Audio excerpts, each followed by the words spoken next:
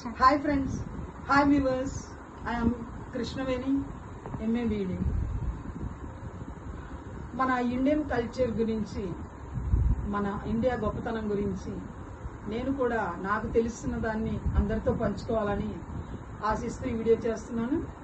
చాలామంది ఇప్పటి youth cinema హీరోలు, హీరోయిన్స్ ఆ మబ్బులో, ఆ మాయలో పడి మన భారతదేశ గొప్పతనాన్ని, మన సంస్కృతిని తెలుసుకోకుండా పరాయి దేశాల గురించి, అక్కడ చదువుల గురించి, ఉద్యోగాల గురించి, అక్కడ సంపాదన బాగా ఉంటుందంటూ ఏదేదో చెప్తూ ఉంటారు. అవన్నీ నేను వింటూ ఉన్నప్పుడు, సొసైటీలో గమనిస్తున్నప్పుడు చాలా బాధ వేస్తుంది.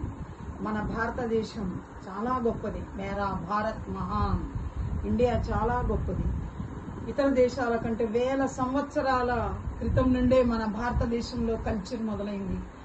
ఈరోజు పాశ్చాత్య దేశాల శాస్త్రవేత్తలు కనిపెట్టిన ప్రతిదీ వేల సంవత్సరాల క్రిందటే మన భారతీయ ఋషులు మన గ్రంథాలలో ఎప్పుడో చెప్పారు.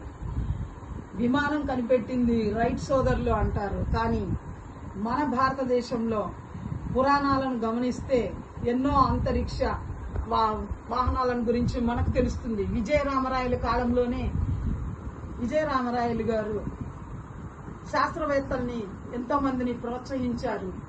శాస్త్రవేత్తలకు కొంత ధనాన్ని కేటాయించి ఎన్నో ప్రయోగాలు చేయించారు.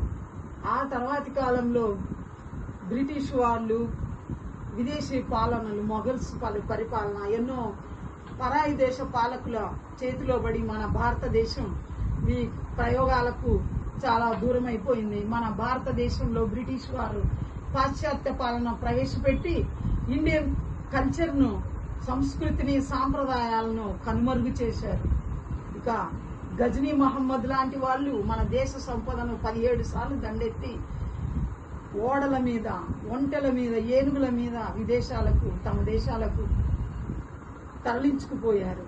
200 సంవత్సరాల పైన బ్రిటిష్ వారు మన భారతదేశాన్ని పరిపాలించి మన దేశంలోని వజ్రాలు, వైడూర్యాలు, బంగారము, రత్నాలు మొదలైన సంపదను అంతా పరాయి దేశస్థులు వారి దేశాలకు తీసుకొని పోయి మన భారతదేశాన్ని చెరుకులో రసం పిండుకొని పిప్పిని వదిలినట్టు వదిలారు. అయినా పర్వాలేదు, మన దేశంలో ఇంకా ఖనిజ సంపదకు ఏమీ కొదవలేదు. మన భారతదేశంలో మధ్యప్రదేశ్లో, ఆంధ్రప్రదేశ్లో ఎన్నో వజ్రాల, బంగారు నిల్వలు మనకు పరిశోధనల్లో ఉన్నట్లు తెలియవస్తుంది. భూగర్భంలో ఎన్నో బంగారు గనులు ఉన్నట్టు, సముద్రంలో కూడా బంగారు నిక్షేపాలు ఉన్నట్టు మన శాస్త్రవేత్తలు ఈ మధ్య కాలంలో కనిపెట్టారు.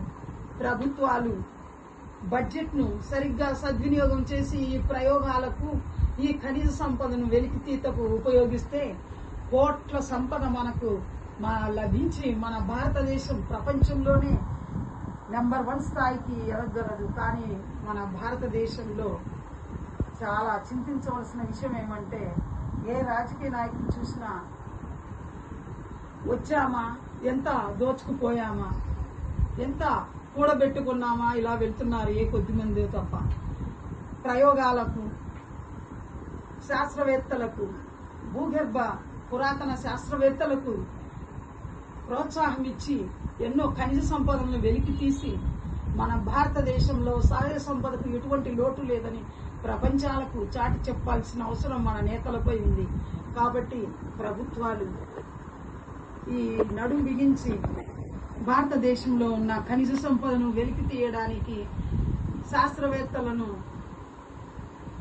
ఎన్నో గొప్ప గొప్ప విషయాలు కనిపెట్టడానికి ప్రయోగాలకు వారికి అవకాశాలు కల్పిస్తూ, అదేవిధంగా భూగర్భ శాస్త్రవేత్తలకు కూడా, పురాతన శాస్త్రవేత్తలకు కూడా అవకాశాలు కల్పిస్తూ ఖనిజ సంపదను వెలికి తీసే చర్యలు చేపడితే కోట్ల సంపద భారతదేశం వశమవుతుంది. లక్షల కోట్ల ఆదాయం భారతదేశానికి లభించి ప్రపంచంలోనే భారతదేశం ఉన్నత స్థాయిని, సంపన్న దేశంగా, సంపద కలిగిన దేశంగా పేరు ప్రఖ్యాతులు సాధించడంలో ఎటువంటి సందేహం లేదు.